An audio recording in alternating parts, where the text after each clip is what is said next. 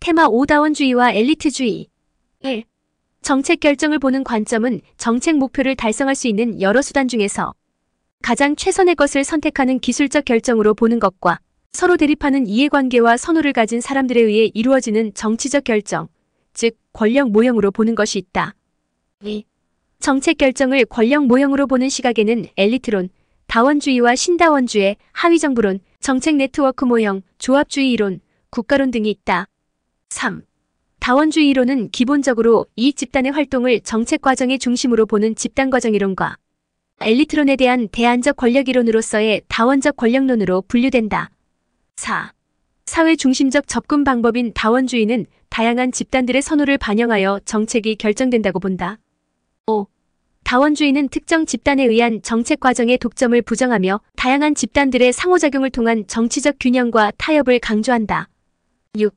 다원주의에서는 개인적 차원에서 정책 결정에 직접적 영향력을 행사하기는 어렵기 때문에 집단을 형성하여 대응한다. 7. 다원주의는 이익 집단 간 견제와 균형이 민주주의의 핵심적 요소라고 주장하며 이익 집단들 간 경쟁의 순기능을 강조한다. 8. 다원주의에 따르면 정책 영역별로 영향력을 행사하는 엘리트들은 각기 상이하다. 9. 다원주의에 의하면 권력의 원천이 되는 경제적 부, 사회적 명성, 정부의 공식적 지위, 정보 등이 특정 세력에 집중되어 있는 것이 아니라 각기 분산된 불공평성을 지닌다. 10. 다원주의에 따르면 이익 집단들 간 영향력의 차이는 있지만 전체적으로는 균형을 유지하고 있다. 11.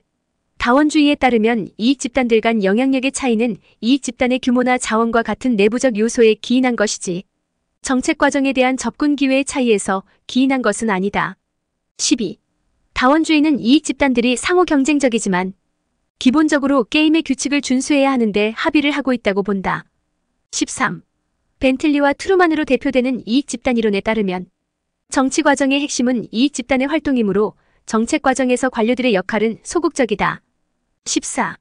다원주의에서 정부는 게임 규칙의 준수를 감시하는 중립적 심판자 역할을 수행한다. 15. 이익 집단 이론은 정치체제가 잠재 이익 집단과 중복회원 때문에 특수 이익에 치우치지 않는다고 주장한다. 16. 잠재 이익 집단 이론이란 정부가 로비 활동이 강한 소수, 이익 집단의 이익보다는 말없는 다수 이익 집단의 이익을 고려하여 정책을 결정한다는 주장이다. 17. 로이가 언급한 이익 집단 자유주의는 영향력 있는 집단의 이익만이 정책에 반영되고 조직화되지 않은 집단의 이익은 정치 과정에서 배제된다는 주장이다. 18. 공공이익 집단 이론은 특수 이익보다는 공익에 가까운 주장을 하는 이익 집단의 이익이 정책에 반영된다는 것이다. 19. 다른 다원론의 관점에서 특정한 어느 개인이나 집단이 정부 정책에 있어 독점적 주도권을 행사하기 어렵다고 주장하였다. 20. 다른 과거 과두제의 정치체제에서 정치적 자원의 배분 상태는 누적적인 불평등이라는 특징을 지녔지만 오늘날 정치적 자원의 불평등은 존재하지만 이는 누적적인 불평등이 아닌 분산된 불평등의 특징이 나타난다고 보았다. 21. 달에 의하면 엘리트의 존재와 엘리트의 지배는 다른 개념으로 엘리트는 존재하지만 부와 지위 등이 분할되어 있으며 엘리트 간 응집력이 약해 상호 갈등이 발생한다. 22. 달에 의하면 엘리트들이 각 영역별로 다원적으로 존재하는 이유는 영향력을 행사할 수 있는 정치적 자원의 배분이 누적적인 것이 아니라 분산되어 있기 때문이다. 23. 달에 의하면 엘리트가 존재하기는 하지만 동일한 엘리트가 모든 정책 영역에서 지배적인 영향력을 행사하는 것은 아니며 각 정책 영역별로 영향력을 행사하는 엘리트들은 상이하다. 24. 달은 누 헤이번 씨를 대상으로 한 연구에서 정책 결정을 담당하는 엘리트가 분야별로 다른 형태를 보인다고 설명한다. 25. 엘리트주의에서는 권력은 다수의 집단에 분산되어 있지 않으며 소수의 힘 있는 기관에 집중되고 기관의 영향력 역시 일부 고위층에 집중되어 있다고 주장한다. 26. 고전적 엘리트로는 어떤 조직이나 사회에서도 집단이 구성되면 거기에는 소수의 엘리트에 의한 지배체제가 필연적으로 나타날 수밖에 없다고 주장한다. 27. 고전적 엘리트론의 대표적인 학자로는 모스카, 파레토, 미엘스 등이 있다. 28. 모스카와 미엘스는 조직적 접근 방법을 채택하여 엘리트의 지위를 조직의 특성에서 찾고 있다. 29. 모스카는 조직을 장악할 수 있는 능력이 엘리트와 비엘리트를 구분하는 기준이라고 생각하였다. 30.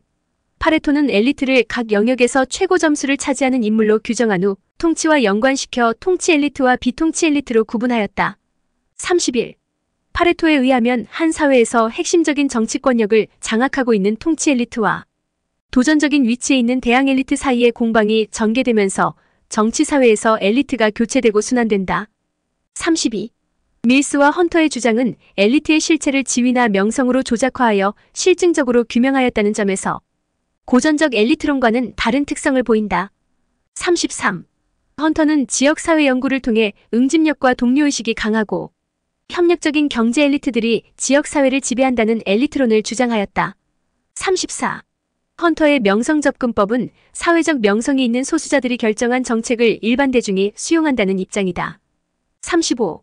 밀스는 미국 사회를 지배하는 권력 엘리트를 파악하기 위해 정치적으로 중요한 기관인 정부, 군대, 기업의 지도자를 엘리트로 보는 소위 제도적 접근 방법을 채택하였다. 36. 밀스는 현대 미국 사회에서 권력은 계급 또는 개인의 능력과 같은 속성이 아니라 제도에서 나온다고 보았다. 37. 밀스는 1956년 파워 엘리트론에서 지위접근법으로 미국 전역을 연구한 결과 군산복합체에 의한 주요 정책의 독점성을 폭로하였다. 38. 밀스에 의하면 권력 엘리트는 중요한 결과를 초래하는 결정을 내리는 지위를 차지한 사람, 즉 현대 사회에서 중요한 계층 구조와 조직을 움직이는 사람들로 구성된다. 39. 밀스는 지배적인 엘리트들이 공통의 사회적 배경과 이념 및 상호, 관련된 이해관계를 공유하고 있다고 주장하였다. 40. 밀스에 의하면 미국 사회에서 고위직이 거의 대부분 권력 엘리트에 의해 독점되어 있기 때문에 극히 사소한 문제만이 중간 단계의 정책 결정기관이라고 할 수 있는 의회나 의원들에 의해 국민의 관심을 받으면서 논의될 뿐이다.